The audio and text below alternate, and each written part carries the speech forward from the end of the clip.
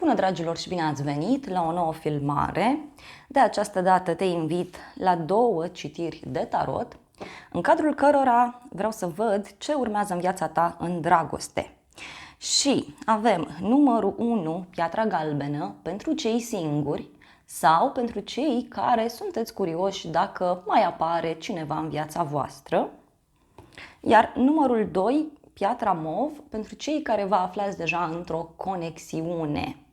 Fie că este o relație complicată, fie că sunteți împreună și lucrurile sunt bune, da? Sau fie că te gândești la o fostă relație să vezi dacă mai sunteți împreună sau nu. Și acestea fiind spuse, te invit la numărul sau la numerele alese de către tine. Poți asculta ambele variante să vezi dacă apare cineva nou în viața ta, dacă relația ta de cuplu va merge spre o direcție mai pozitivă. Fix cum simți, fix așa procedezi. Bine ați revenit, dragii mei, cei de la numărul 1, cei care sunteți în căutarea unui suflet, cei care doriți să cunoașteți pe cineva. Să vedem așadar situația din momentul de față. Și ce urmează?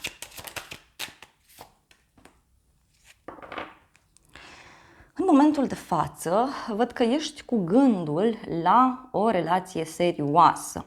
Îți dorești foarte mult acest lucru, ești o persoană sinceră, o persoană care mereu se ține de cuvânt, dar simt aici și o energie cum că îți dorești să intri în rândul lumii, adică îți dorești poate această relație tocmai pentru a fi cumva la același nivel cu societatea.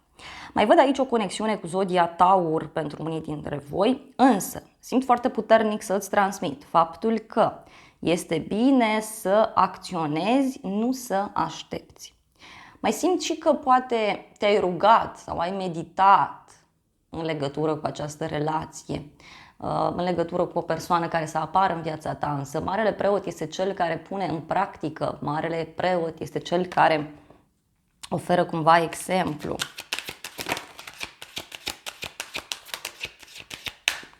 Bun, apoi avem 6 de monede. Văd aici că în viitorul apropiat te vei preocupa foarte mult de modul în care tu arăți. Poate vei investi în tine, te vei aranja mai mult, însă mai văd și faptul că vei încerca la un moment dat o relație cu cineva anume. Sfatul aici este să nu te mulțumești cu puțin. Să nu te mulțumești cu puțin. Va fi cineva care te va căuta sau care va încerca să-ți spună ceva anume.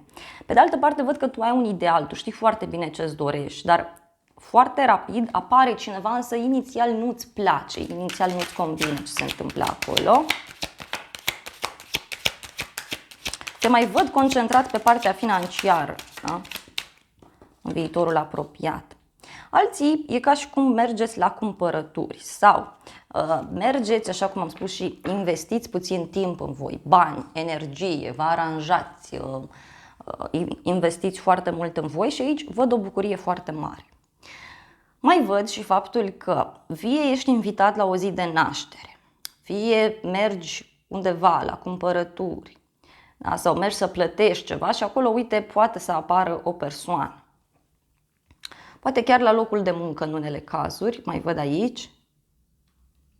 Dar tot se accentuează ideea de petrecere, de ieșire. Deci poate vrei să ieși undeva sau cineva te invită undeva anume.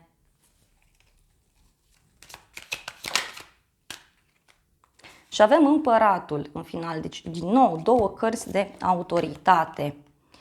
Mai văd o conexiune cu zodia Berbec pentru unii dintre voi. Aici se ia o decizie importantă. Văd o persoană puternică, sigură pe ea, poate să fie o persoană cunoscută, da? Cineva care ia atitudine în legătură cu tine.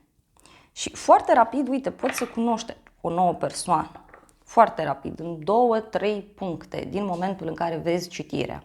Adică 2-3 ore, 2-3 zile, maxim 2-3 săptămâni.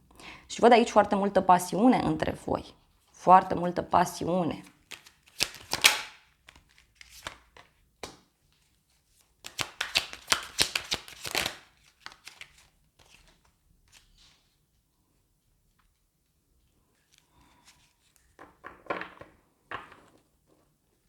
Inițial văd aici o discuție cu o persoană. Nu este o discuție neapărat de dragoste inițial, poate cine știe vreți să vă împrieteniți la început sau este o discuție nu chiar atât de interesantă, însă în momentul în care vă întâlniți, aici lucrurile se schimbă radical. Și repet, pentru unii se accentuează foarte intens această idee de a cunoaște pe cineva prin intermediul unui coleg de la locul de muncă sau chiar, cine știe, poate la muncă apare cineva. Însă văd aici foarte multă pasiune, foarte multă pasiune.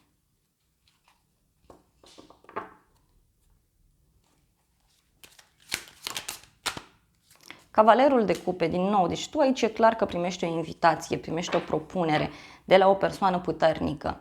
Iar dacă ești bărbat, tu ești persoana care va face propunerea, tu ești persoana care va încerca să comunice cu acest om. Și din nou se accentuează ideea de pasiune. Deci pentru cei de la numărul 1 sunt șanse, da, sunt șanse.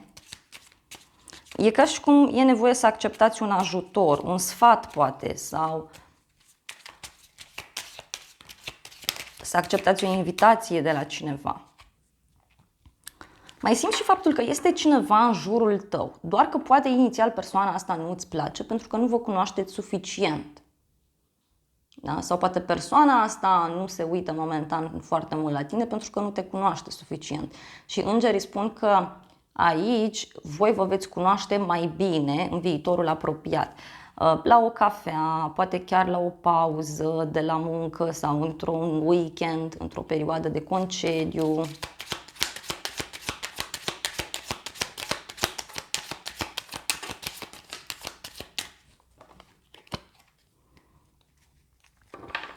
În unele cazuri este vorba despre o persoană pe care ai cunoscut-o deja și care este posibil să revină în viața ta.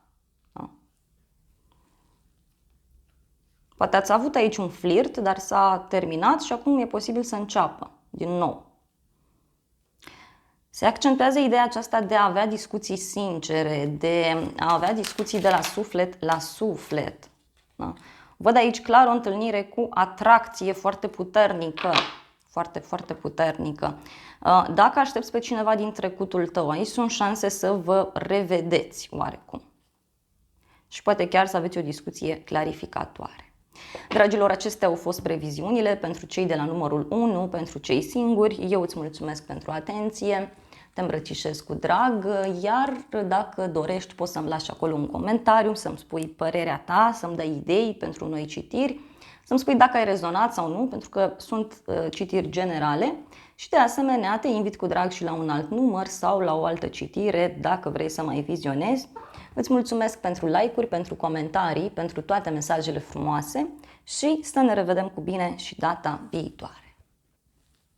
Bine ați revenit, dragii mei, cei de la numărul 2, cei care ați ales piatra mov, dar și cei care sunteți deja într-o conexiune romantică. Fie că este o relație complicată, fie că este o relație bună, hai să vedem ce se întâmplă pentru voi. A venit și pisica să vă salute, este aici lângă noi. Hai să vedem ce mesaje are tarotul pentru tine în acest context. Bun, în momentul de față văd aici tot felul de întâlniri ascunse sau întâlniri la o vreme de seară. Văd foarte mult romantism, dar și foarte multe iluzii pe care cineva și le face în acest moment. Da? Cineva își face tot felul de iluzii. Mai văd o conexiune pentru unii cu zodia Rac, Pești.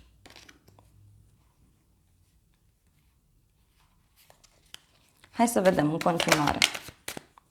2 de bâte. Aici văd niște planuri pe care voi vi le faceți împreună pe un termen mai lung. Însă văd și un drum îndepărtat pe care cineva îl face.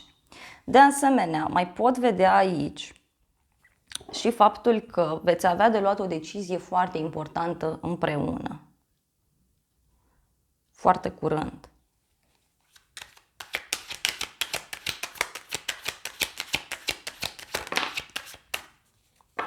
Aici nu văd să ieșiți foarte mult cu prietenii sau să le spuneți cel puțin celorlalți anumite lucruri.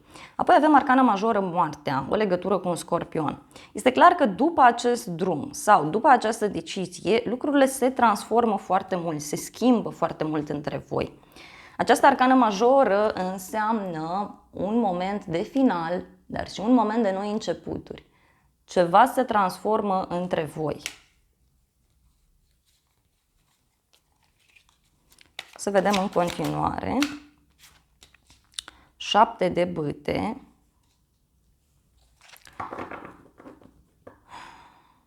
Această transformare va fi ca o provocare pentru unul dintre voi.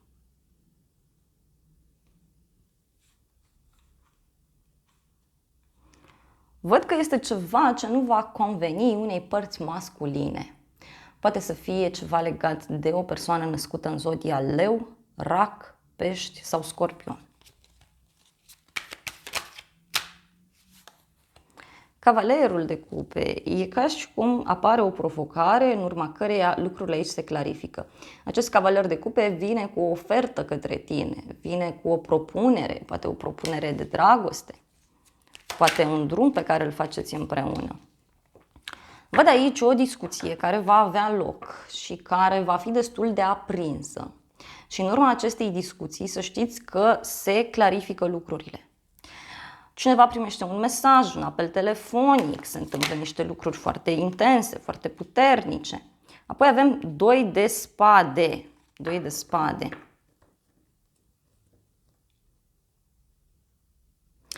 Se accentuează acest mesaj de a lua o decizie. Da? Însă mai văd și o perioadă de liniște, de pauză care se va așterne între voi sau poate această perioadă se află deja, pentru că simt că unii sunteți despărțiți sau sunteți într-o perioadă de pauză cu partenerul și vă faceți tot felul de gânduri.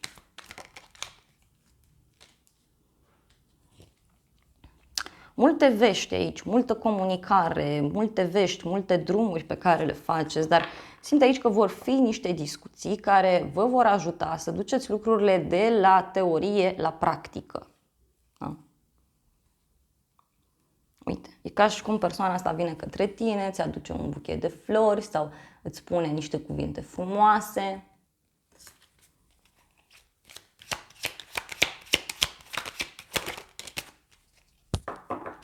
Regina de spade a ieșit ultima carte, o conexiune pentru unii cu o zodie de aer, Gemeni, balanță, vărsător. Aici să știți că lucrurile se clarifică definitiv, da? Se clarifică. Văd o energie a unei femei care nu va mai accepta orice în această relație. Nu va mai accepta orice. Dar și o persoană care are pretenții foarte mari, iar în unele cazuri văd aici foarte clar că se liniștește, se stabilește în sfârșit relația voastră. Poate să fie vorba despre niște discuții legate de o căsătorie, legate de un moment important. Hai să vedem. Și îngerii romantici, ce zic? Îngerii romantici vorbesc despre faptul că această situație are nevoie de încredere. E nevoie să ai mai multă încredere în tine, în partener sau chiar să crezi cu adevărat în relația asta. Însă, ți se spune că totuși este bine să și preiei controlul înapoi asupra vieții tale amoroase. Pentru că lucrurile sunt puțin ciudate. Da? Cineva ascunde niște lucruri. Aici văd momente pasionale pe care le veți avea.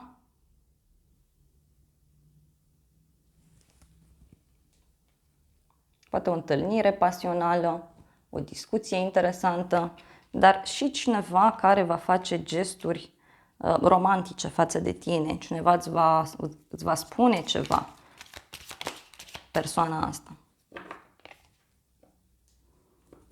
Deci, prin această discuție, prin această energie, voi vă veți cunoaște mai bine și relația poate să devină mult mai puternică, văd aici.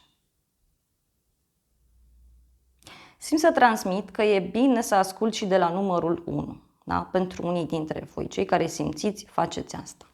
Dragilor, acestea au fost previziunile pentru cei de la numărul 2, pentru cei aflați într-o conexiune. Eu vă mulțumesc pentru atenție, vă îmbrățișez cu drag și vă doresc să aveți parte de o zi sau de o seară cât mai frumoasă.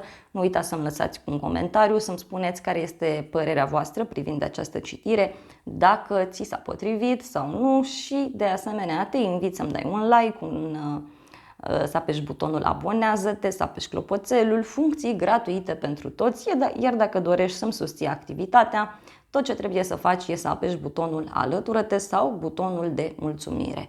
Te îmbrățișez cu drag și îți doresc să ai parte de o zi sau de o seară cât mai frumoasă.